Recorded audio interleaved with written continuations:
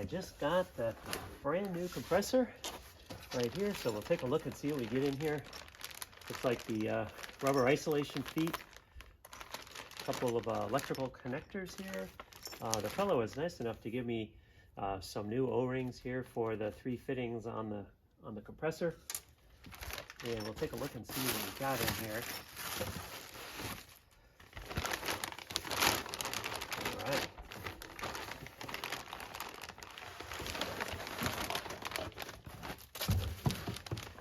And supposedly this compressor has the required amount of oil in it already from the factory.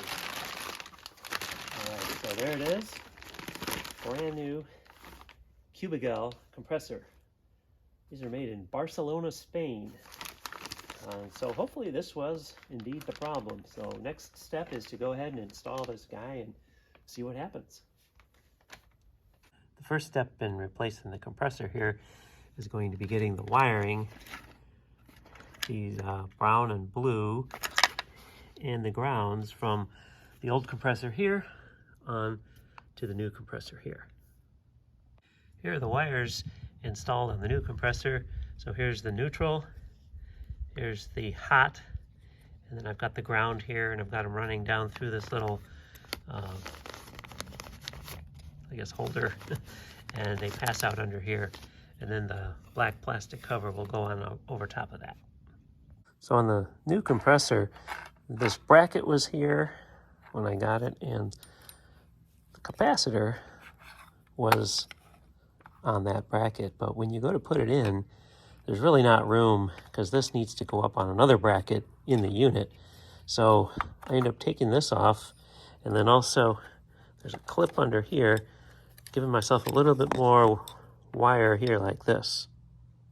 To get the condenser mounted properly in the unit, I ended up having to use the jumpers that they give you.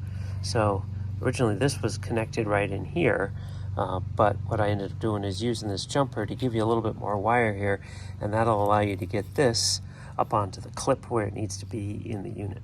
See, the old O-ring here is really pretty bad, so I think you really do have to put new bubble O-rings on these fittings here when you're replacing them. And so, for example, here we've got a brand new one on there, and I used just a little bit of vacuum grease on there to try to help make the seal. So here's the high vacuum grease. These two lines fit pretty well. The angle here was pretty much the same as it was on the original compressor. But as you can see here, there's quite a bit of difference here. So we're gonna have to do a little bit of tubing bending to get these guys lined up. And so I used this tubing bender to just add a little bit of a kink here, and that got me aligned here. So I had to kind of fiddle around. I put a little bit more of a bend here, and then put this bend in here, and got it lined up here pretty well. So this was probably the most work I had to do to get the tubing in, and really a little tubing bender like this is just the trick, and worked just fine. The compressor is back in, and I've got my little jumper set up here to jump all the solenoids to open, and the vacuum pump's running, and it's been running for maybe 15 minutes or so, and you can see we're down to 7,700 there, so we've got ways to go yet. Well, after running for probably 3 hours, it just does not seem to want to go down below 750, 760 here, something like that. So I think that's as low as we're going to get, which is the same as we got last time. So at this point I'm going to fill with Freon, and then we'll see how the compressor does. Alright, so we're going to hit stop on the vacuum, and let's open this up.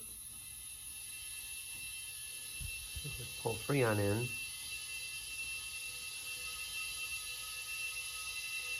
I've still got all the solenoids open. So essentially the charge and the recover solenoids are open. So Freon is just flowing directly into the storage vessel from that recovery tank. And we'll just let it continue to fill here. I disconnected my jumper wire that had all the solenoids turned on. Now they're back to being correctly connected and I'm set to recover. So let's see how that new compressor works. Here we go.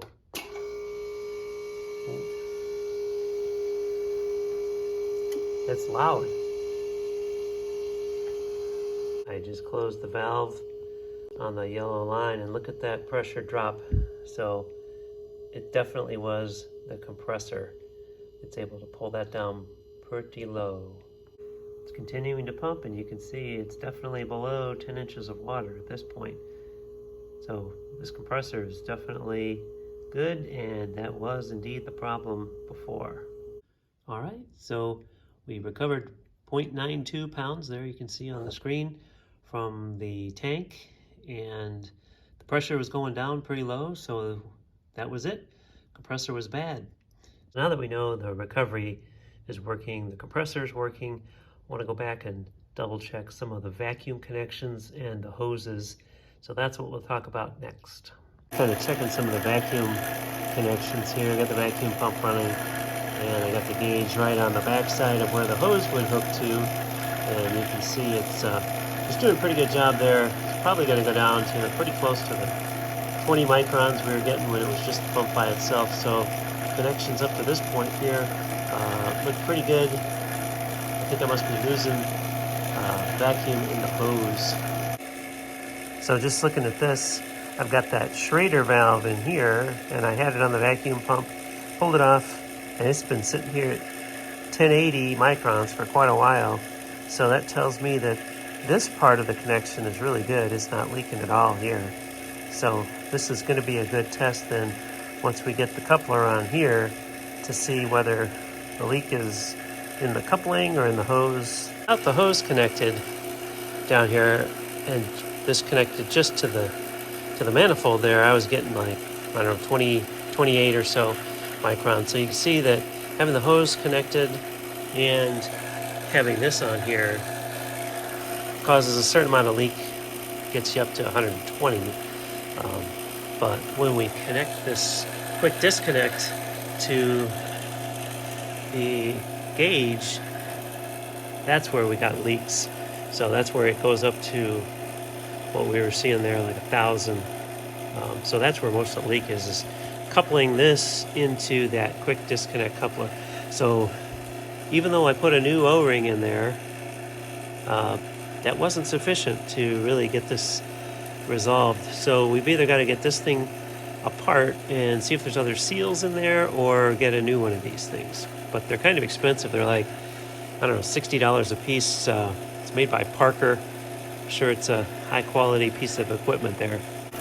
Now with both hoses being evacuated, looks like we can get to 220, and got them both turned on. You can see both valves are turned on, and we're down to 220 with the couplers, not actually being hooked to anything. So the hoses are probably not too bad.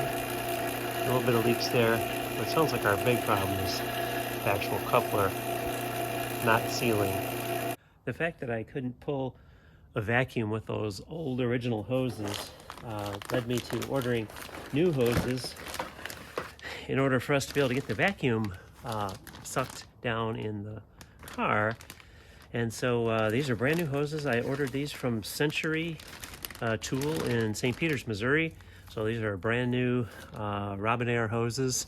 And the other thing I needed to get to was the couplers.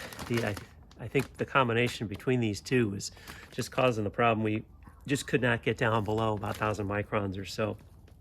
So that came in the mail.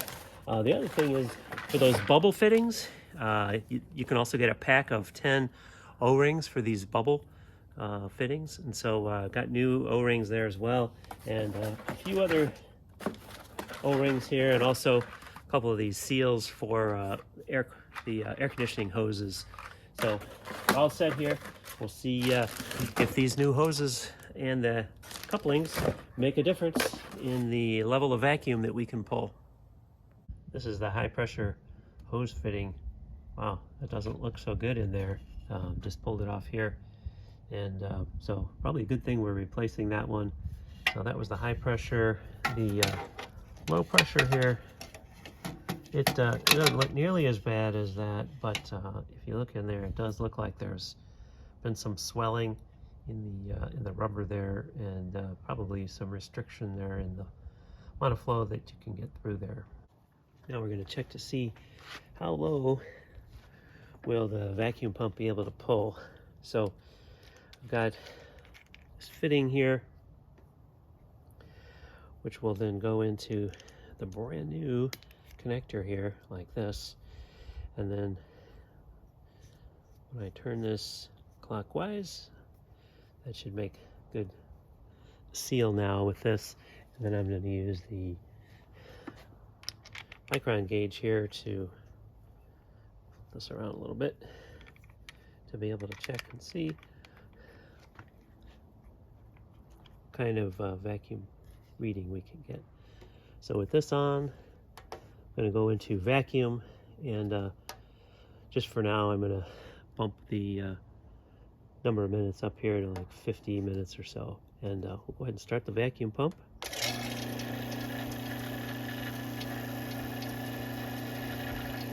And so I've got this on the low side. I'm going to open the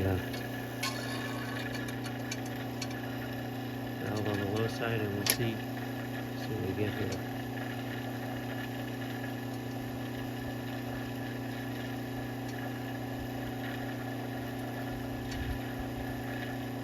All right, it's already down to 1600.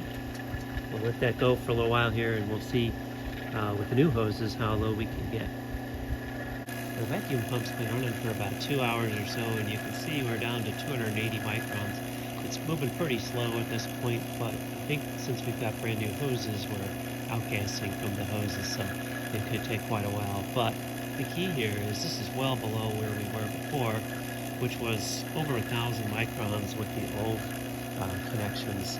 And I think the key here really is that you got to check it with a micron scale, because no matter what, even if it's 1,000 or even 2 or 3 or 4,000 microns, this low pressure gauge is still going to look the same. You won't be able to tell whether you're 10,000 microns or at 20. This needle is pretty much not going to move. So this is just not a good measure for whether you're holding the vacuum or whether you're evacuating your automotive air conditioning system sufficiently well.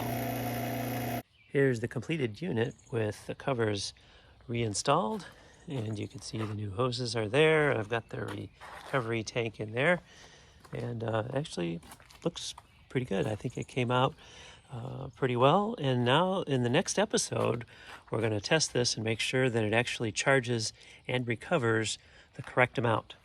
Hope this was helpful. Thanks for watching.